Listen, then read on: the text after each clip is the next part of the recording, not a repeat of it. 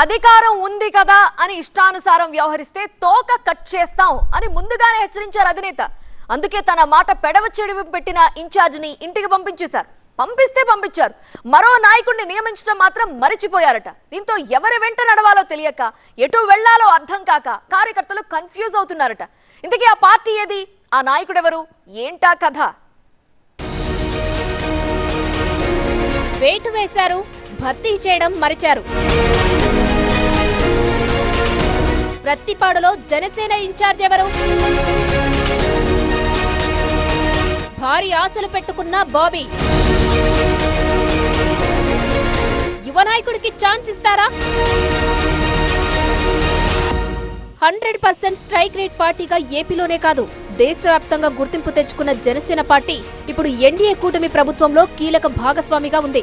అయితే కూటమి పక్షంగా ఉంటూనే ప్రజల్లోకి వెళ్లి వచ్చే ఎన్నికల నాటికి సొంతంగా ఎదగాలని భావిస్తోంది.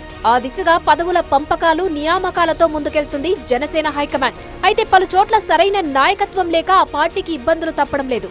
కాకినాడ జిల్లాలో కీలక స్థానమైన ప్రత్తిపాడులోనూ అదే పరిస్థితిని ఎదుర్కొంటోంది జనసేన క్యాడర్. నిన్న మొన్నటి దాకా ఇన్ఛార్జ్ బాధ్యతలు చూసిన తమ్మయ్య బాబును అధినేత సస్పెండ్ చేయడంతో ఇప్పుడు ఆ కుర్చీ ఖాళీగా దర్శనమిస్తుంది. కొత్త నాయకుడి కోసం ఎదురుచూస్తున్న కార్యకర్తలు దిశానిర్దేశం చేసేవారు లేక ఎలా ముందుకెళ్లాలో తెలియక సతమతమవుతున్నారట. ప్రతిపక్షంలో ఉన్నా, ప్రభుత్వంలో ఉన్నా తనదైన పంథాలో ముందుకు సాగుతున్న పవన్ కళ్యాణ్ పార్టీకి చెడ్డ పేరు తెచ్చేలా వ్యవహరించే నేతలపై కఠినంగానే వ్యవహరిస్తున్నారు.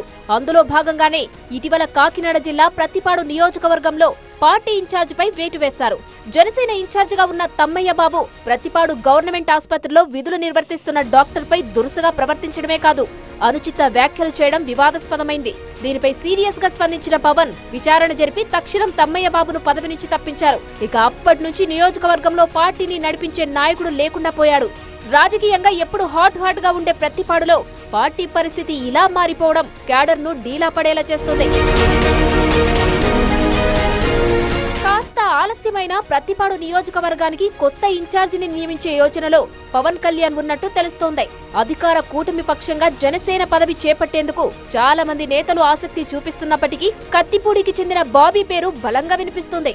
ఇక్కడ పార్టీలోని కీలక నేతలు సైతం ఈ యువనేతకే ఇన్ఛార్జ్ పదవి ఇస్తారని చర్చించుకుంటున్నారట. కూటమి అధికారంలోకి రాకముందు నుంచి పార్టీలో యాక్టివ్ గా ఉంటున్న బాబీ అప్పట్లో అన్నవరం టు మల్కీపురం వరకు పవన్ కళ్యాణ్ చేపట్టిన వారాహి యాత్రను దగ్గరుండి పర్యవేక్షించారు.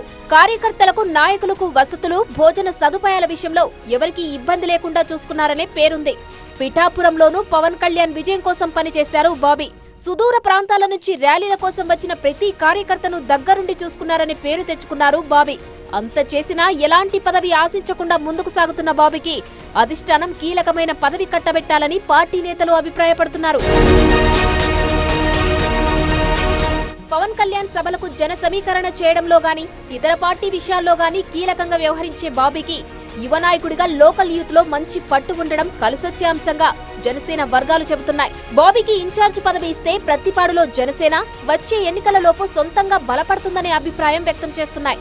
నియోజకవర్గంలో టీడీపీ తరపున ఎమ్మెల్యే వరపుల సత్యప్రభ ప్రాతినిధ్యం వహిస్తుండగా వైసీపీ నుంచి కాపు ఉద్యమ నేత, మాజీ మంత్రి ముద్రగడ పద్మనాభం తనయుడు ముద్రగడ గిరి రాజకీయాలు చేస్తున్నారు. దీంతో జనసేనకు కూడా ఆ స్థాయి బలమైన నాయకుడు ఉంటే బాగుంటుందన్నది కార్యకర్తల అభిమతంగా తెలుస్తోంది.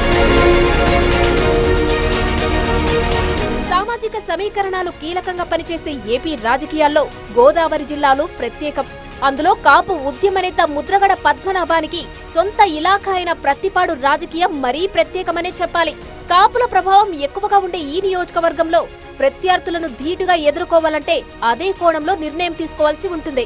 కాబట్టి ప్రత్తిపాడు ఇన్ఛార్జ్ విషయంలో జనసేన అధిష్టానం ఎలాంటి నిర్ణయం తీసుకుంటుందనేదే ఆసక్తి రేపుతోంది.